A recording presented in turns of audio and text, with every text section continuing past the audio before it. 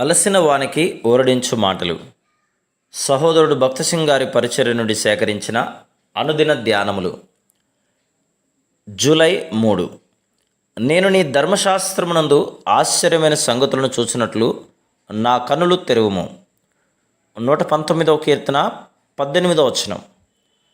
మత్తయి సువార్త 1వ అధ్యాయము 20 నుండి 25 వచనములలో యోసేపునకు స్వప్నములో దేవదూత కనబడుటను చూస్తున్నాం. తనకు ప్రదానం చేయబడిన మరియా గర్భవతి అను సమాచారం యోసేపునకు అందింది. అతడు ఆశ్చర్యపడి ఆమెను రహస్యంగా విడనాడోద్దేశించను. 19వ వచనం. ఏ మానవుడైనను యోసేపు తలంచినట్లు తలంచి ఉండును. ప్రపంచ చరిత్రలోనే కన్యక గర్భవతి అగుట అను విషయం వినబడలేదు. యోసేపు మిక్కిలి బాధపడెను, నిరుత్సాహపడెను. అందువలనే దేవుడు అది ఏ విధంగా జరిగిందో తెలియజేయటకు దూతను పంపెను. ఆమె గర్భము ధరించినది పరిశుద్ధాత్మ వలన కలిగినది. 20వ వచనం. ఏ మానవుడు కూడా బిడ్డ పరిశుద్ధాత్మ వలన ఏర్పడినని యోసేపును ఒప్పించగలిగి ఉండేవాడు కాడు.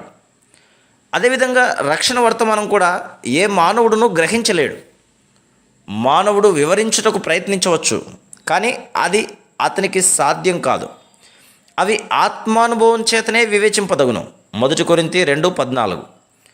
మానవుడు తన సహజ సిద్ధమైన జ్ఞానంతో దేవుని విషయములను అర్థం చేసుకోలేడు, గ్రహించలేడు. ఒక వ్యక్తి ఎంత జ్ఞానం గలవాడైనప్పటికీ ఆత్మీయ విషయములు ఏ వ్యక్తికి కూడా అంత సులభంగా అర్థం కావు. అదే తలంపు రోమా 8వ అధ్యాయం 5 నుండి 7 వచనాల్లో పేర్కొనబడింది.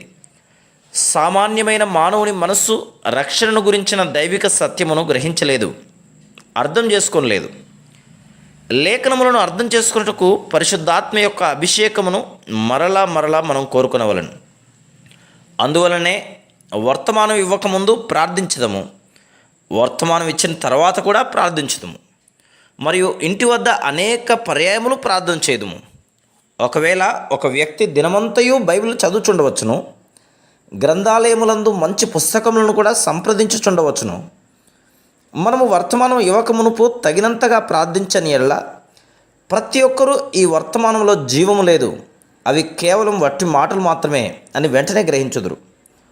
బోధకుడు తగినంతగా ప్రార్థించిన ఎడల అప్పుడు వారు నూతన జీవమును చూడగలరు.